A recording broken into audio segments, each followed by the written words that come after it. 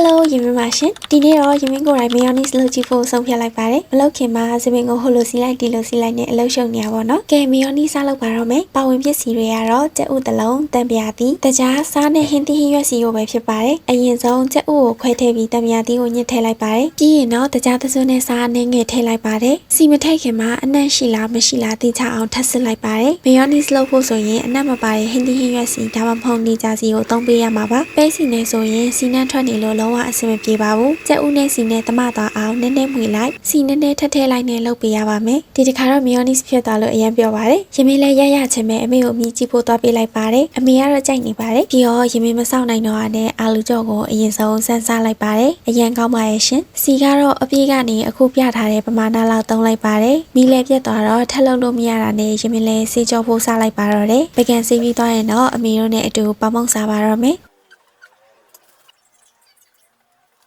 ရမင်းလေးစားတာများသွားလို့ဤနေရာနဲ့တမယာတီးလေးတုပ်စားလိုက်ပါတယ်။ပြီးရင်တော့ကြောင်ပေါက်ဆလေးကိုထမင်းကျွေးပြီးတန့်ရှင်းလုပ်ပေးလိုက်ပါတယ်။ကြောင်ပေါက်ဆလေးလည်းထမင်းစားပြီးကစားနေပါပြီ။ရမင်းကတော့မအိတ်သေးပဲမျက်ခုံးမွေးရိတ်နေပါသေးတယ်။ပြီးရင်တော့ရမင်းမျက်နှာတက်သားတက်ပြီးအင်ဂျီတွေကိုခောက်ပြီးတင်လိုက်ပါတယ်။